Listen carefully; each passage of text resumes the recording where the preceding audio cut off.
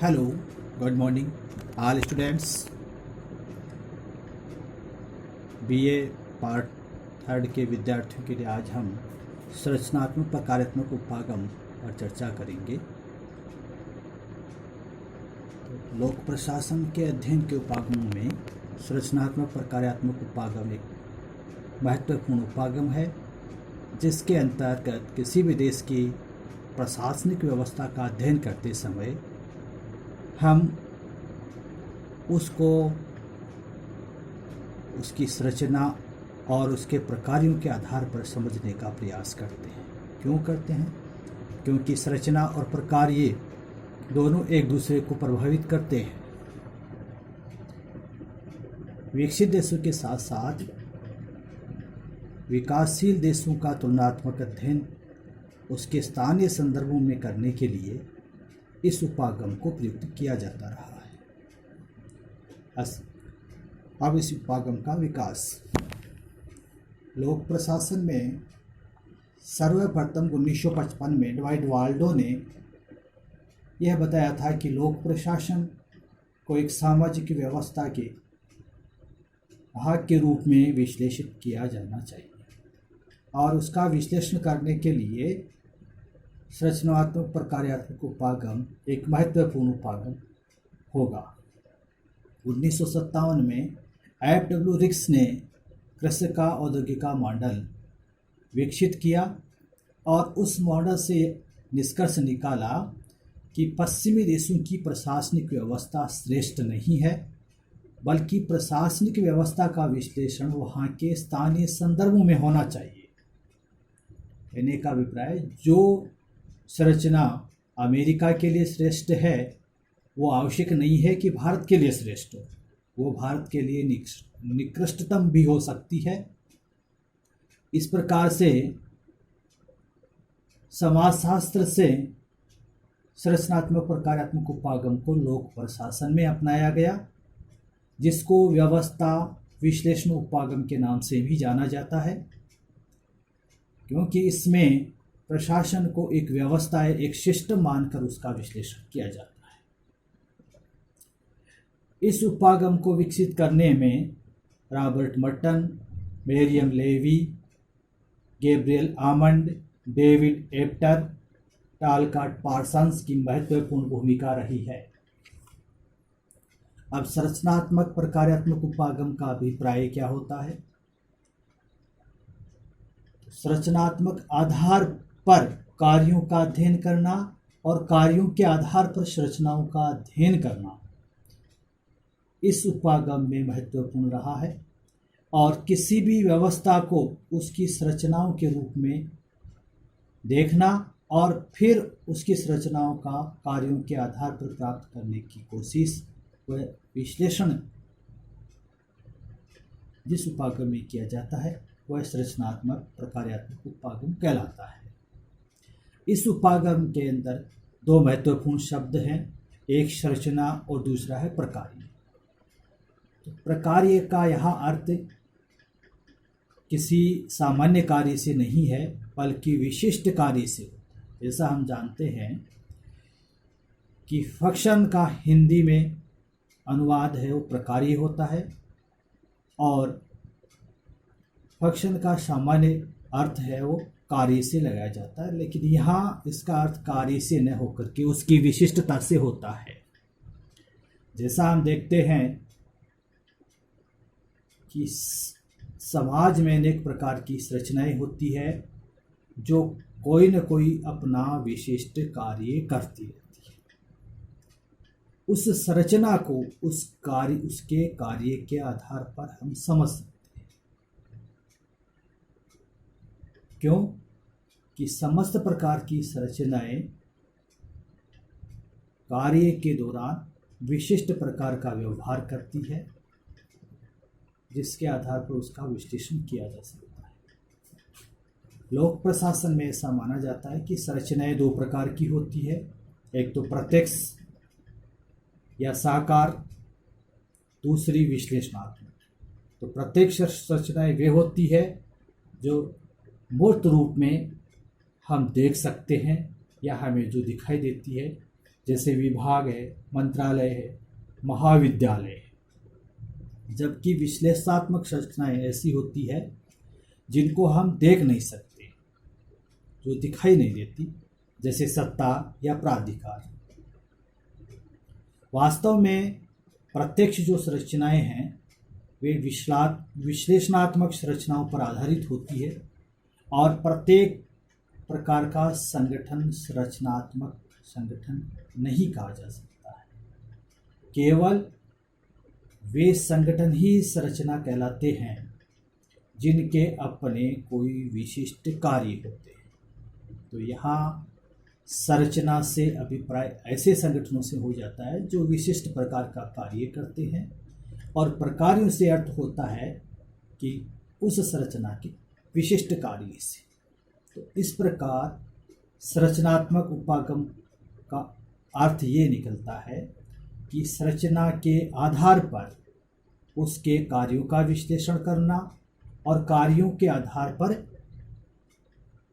उसकी संरचनाओं का अध्ययन करना ही आपका संरचनात्मक प्रकार्यात्मक उपागम कहलाता है।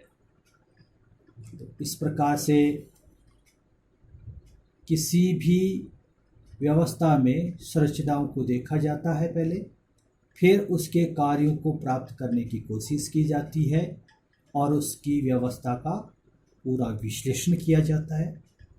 इसलिए हम इस उपागम को इस उपागम को व्यवस्था विश्लेषण उपागम भी कहते हैं। अब लोक प्रशासन में संरचनात्मक प्रकार्यात्मक उपागम का अध्ययन करेंगे कि यह उपागम किसी भी प्रशासनिक व्यवस्था या संगठन का विश्लेषण करता है, और ये बताता है कि ये संगठन या प्रशासनिक व्यवस्था है वो एक गतिशील मशीन की भांति होती है। जिस प्रकार से एक साइकिल या कार एक व्यवस्था होती है जिसके विभिन्न अंग इसके अंतर्गत अपनी क्रियाओं द्वारा एक विशेष सेवा का कार्य करते हैं। जिस प्रकार से साइकिल या मोटरसाइकिल है या कार है आपकी, तो उसके टायर, उसकी चैन,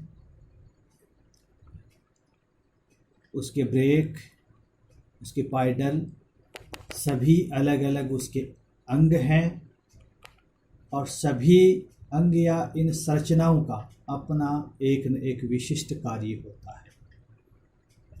यदि एक अंग अपना कार्य करना बंद कर देता है या अधिक कार्य करता है, तो उसका प्रभाव दूसरी संरचना के कार्यों पर पड़ता है। उसी प्रकार से प्रशासन भी एक व्यवस्था होती है जो उसके संपूर्ण ढांचे या संगठन में निहित होती है, और ढांचे के कई प्रकार के अंग होते हैं जो अपनी क्षमता के अनुसार कार्य करते हैं, तथा एक अंग का कार्य दूसरे के कार्य को, एक अंग का मतलब है या संरचना का कार्य दूसरी संरचना के कार्यों पर निर्भर होता है, या एक संरचना के कार्य दूसरी संरचना के कार्यों को भी प्रभावित करते हैं। तो इस प्रकार समस्त कार्यों का सामूहिक परिणाम या सहकारिता की भावना से जो परिणाम हमारे सामने आता है, उसकी सहायता से ही प्रशासन के उद्देश्य की पूर्ति होती है। इस पूरी व्यवस्था या संगठन के अंतर्गत व्यवस्था को एक केंद्रीय तत्व माना जाता है, जिसकी 3 प्रमुख विशेषताएं होती है: प्रभावशीलता, कार्यकुशलता और उत्पादकता। लोक प्रशासन में निम्न स्तर पर प्रभावशीलता देखने को मिलती है, मध्यम स्तर पर उसमें कार्यकुशलता देखने को मिलती है, और उच्च स्तर पर उसकी उत्पादकता होती है।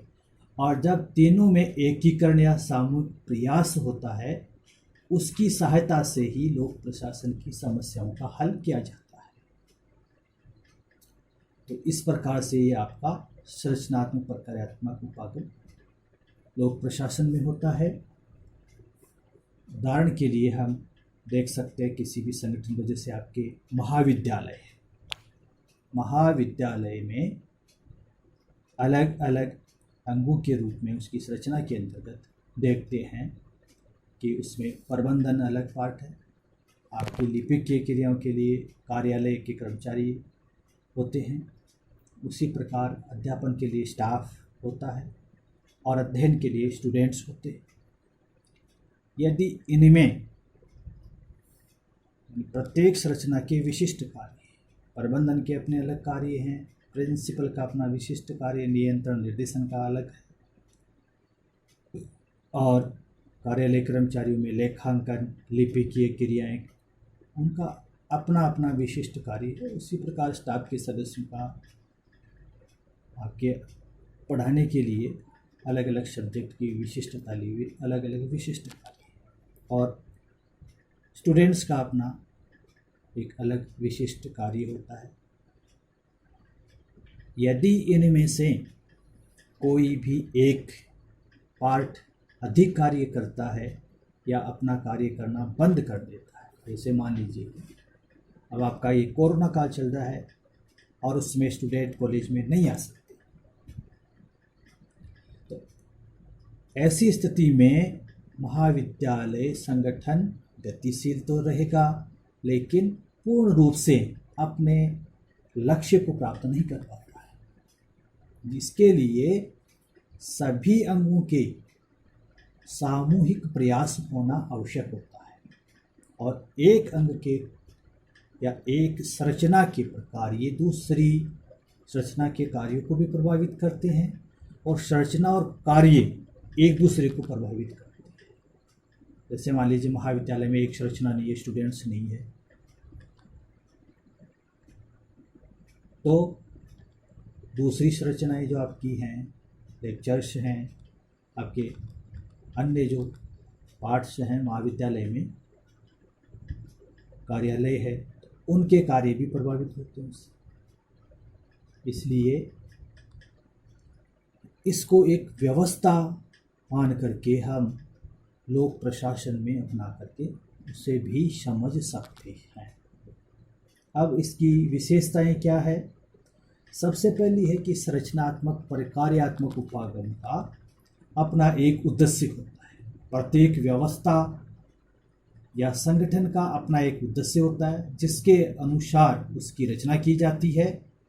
और लोक प्रशासन में एक देखते हैं कि कोई भी संगठन होता है, चाहे आपका विभाग हो मूर्त वाला, चाहे अमूर्त हो संरचना के रूप में, तो वह जन कल्याण के उद्देश्य से कार्य करता है। और इस उद्देश्य पूर्ति के लिए कई प्रकार के संगठनों का निर्माण किया जाता है। जैसे सरकार में विभाग बनाए जाते हैं या अन्य किसी प्रकार का कार्यालय या संगठन जो हमें मूर्त रूप से दिखाई देता है वो बनाया जाता है। तो उसका एक प्रत्येक संगठन का अपना अपना अलग अलग विशिष्ट उद्देश्य या एक उद्देश्य होता है।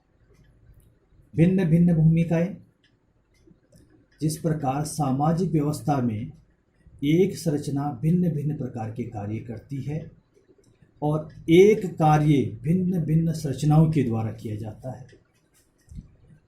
एक संरचना द्वारा भिन्न वातावरण में भिन्न कार्य संपन्न किए जाते हैं।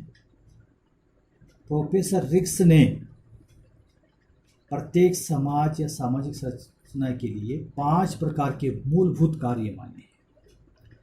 पहला सामाजिक, दूसरा आर्थिक, तीसरा राजनीतिक, चौथा संरचनात्मक और 5वां प्रतीकात्मक कार्य।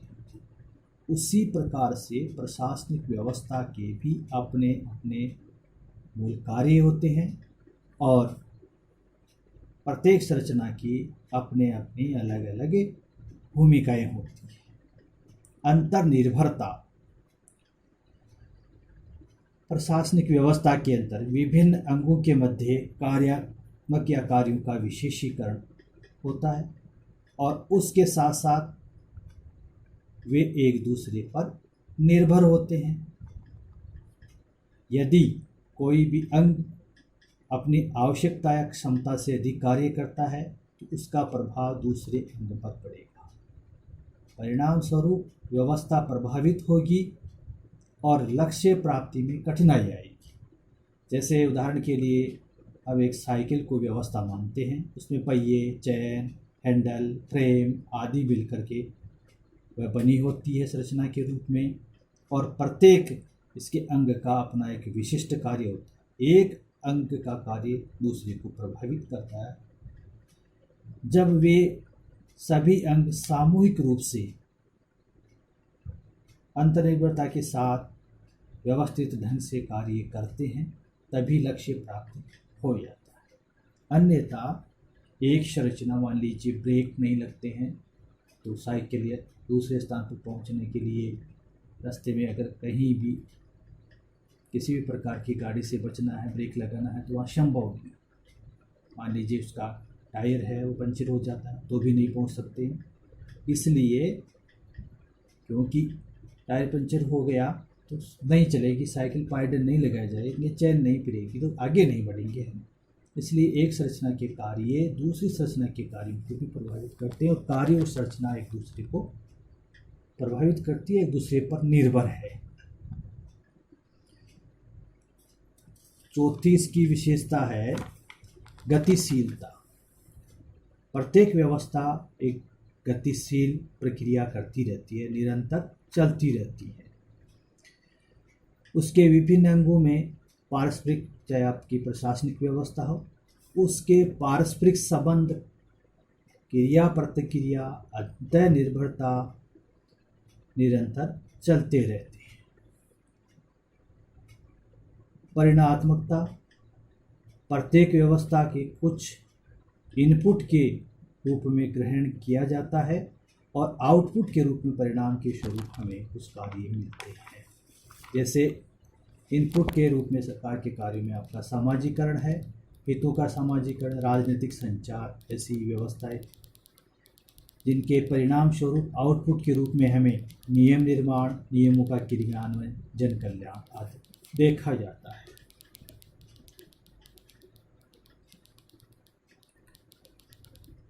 मान लीजिए हमें सामाजिक हितों के लिए या सरकार को विद्यार्थियों के लिए कोई कल्याणकारी कार्य करना, शिक्षा को बढ़ावा देने के लिए जो हमारी परंपरागत शिक्षा प्रणाली थी उसमें बदलाव करना था, तो उसके लिए क्या किया? ये एक समाज की मांग थी और मांग संचार साधन के माध्यम से सरकार तक पहुंची है, तो उसके लिए नई शिक्षा है, तो नई शिक्षा के लिए नियमों का निर्माण हुआ है, अब उसका क्रियान्वयन होगा। तो ये व्यवस्था या संरचना में एक परिणात्मकता के रूप में देखी जा सकती है। परस्पर प्रभाव, प्रत्येक सामाजिक संरचना के कुछ विशिष्ट कार्य किए जाते हैं जो दूसरी संरचना के कार्य पर प्रभाव डालते हैं। सभी संरचनाएं अपना पृथक पृथक कार्य करती है और एक दूसरे को प्रभावित करती है। एक संरचना के लक्ष्य पूर्ति दूसरी संरचना के लक्ष्य की पूर्ति को प्रभावित करती रहती है। इस प्रकार हम देख सकते हैं कि संरचना और कार्य एक दूसरे को भी प्रभावित करते हैं और एक संरचना के कार्य दूसरी संरचना के कार्य को भी प्रभावित करते हैं। आगे विशेषता है उपयुक्त संतुलन। इस उपागम में हमने देखा कि भिन्न भिन्न संरचनाएं या अलग अलग जो संरचनाएं हैं उनके अपने अपने विशिष्ट कार्य, अलग अलग कार्य होते हैं और व्यवस्था सुचारू रूप से कब चलेगी? जब संरचनाओं के मध्य संतुलन होगा। कोई भी संरचना कम या अधिक कार्य नहीं करेगी तो लक्ष्य प्राप्ति में कोई बाधा नहीं होगी। इसलिए उस संरचनाओं और उनके कार्यों में, संरचनाओं में आवश्यक संतुलन होना आवश्यक है। प्रत्येक संस्था एक निश्चित व्यवस्था होती है। इस व्यवस्था उपागम में कार्य संचालन करने वाली संस्थाओं के कार्य लाभप्रद भी होते हैं और हानिप्रद भी होते हैं। तो दोनों के प्रभाव भी हानिप्रद और लाभप्रद पड़ते हैं। इस प्रकार से हम कह सकते हैं कि संरचनात्मक प्रकारात्मक उपागम में विषय वस्तु का केवल वर्णन मात्र नहीं किया गया, ये केवल एक दिखावा मात्र नहीं है, बल्कि प्रशासन के ढांचे, उसके अधिकारियों की कार्य प्रतिक्रिया, उनकी अंतर्निर्भरता को हम समझ सकते हैं, जो आज नियोजित कार्य के रूप में भूमिका निभा रहे हैं। संरचनात्मक और कार्यात्मक उपागम की कमियां क्या हैं? सबसे पहली कमी है कि इसमें पारिस्थितिकीय अध्ययन अर्थात वातावरण की उपेक्षा की गई है, कि लोक प्रशासन का तुलनात्मक अध्ययन करते समय बाह्य पर्यावरण को ध्यान में नहीं रखा गया है, जो एक जटिल विषय है, और प्रशासन और पर्यावरण एक दूसरे को प्रभावित भी करते हैं। दूसरी इसमें कमी देखी गई कि ये परिवर्तन विरोधी है।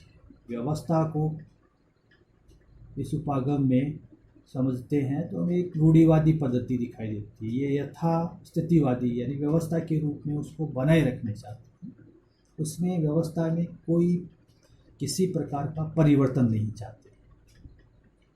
तीसरी, इसमें मानवीय तत्व का अभाव, उसको मशीन या यंत्र या पुर्जों की भांति उदाहरण देकर समझाया गया है, क्योंकि लोक प्रशासन एक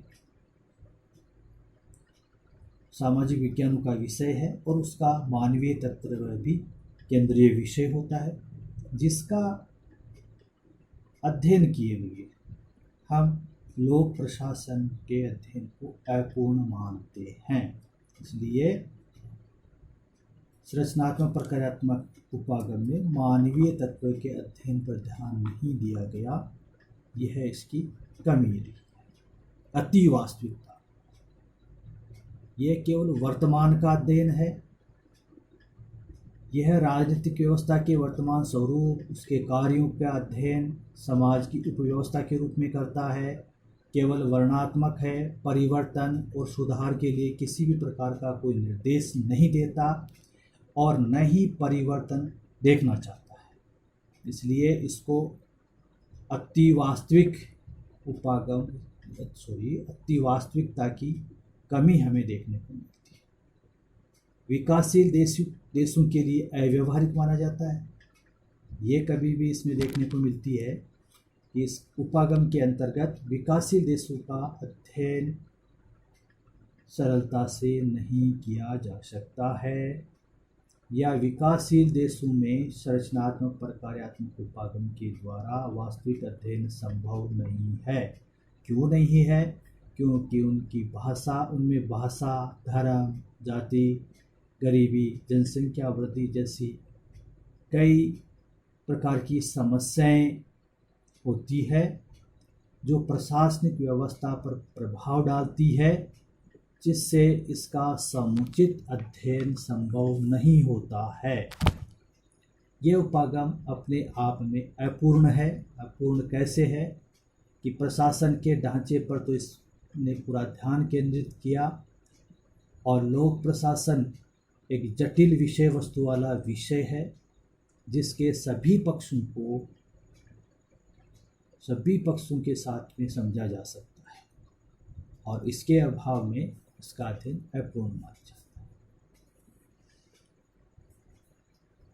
इस प्रकार हम कह सकते हैं कि तुलनात्मक दृष्टि से अध्ययन करते समय संरचनात्मक और कार्यात्मक उपागम को नकारा नहीं जा सकता। यह एक महत्वपूर्ण उपागम है, जिसके द्वारा लोक प्रशासन के अध्ययन को अधिक मूल्य निरपेक्ष बनाया गया। गैर पश्चिमी देशों की प्रशासनिक व्यवस्था को समझने के लिए अधिक सुलभ इसने बनाया है। अतः एक महत्वपूर्ण उपागम रहा है। अगला उपागम आता है पारिस्थितिकीय उपागम। पारिस्थितिकीय उपागम के अंतर्गत हम अगले वीडियो में अध्ययन करेंगे, लेकिन पहले थोड़ा सा इसका परिचय हम आज देख लेते हैं। कि तुलनात्मक लोक प्रशासन के अंतर्गत तुलनात्मक अध्ययन करते समय हमें बाह्य परिस्थितियों को ध्यान में रखना चाहिए। क्यों? इस उपागम में अध्ययन करते समय बाह्य पर्यावरण को ध्यान में रखा गया है, क्योंकि सामाजिक, आर्थिक, राजनीतिक, संवैधानिक, सांस्कृतिक, भौगोलिक ये पर्यावरण है वो प्रशासन को प्रभावित करता है और प्रशासन पर्यावरण को। इसलिए प्रशासन को इस उपागम के अंतर्गत पर्यावरण के संदर्भ में समझना होगा।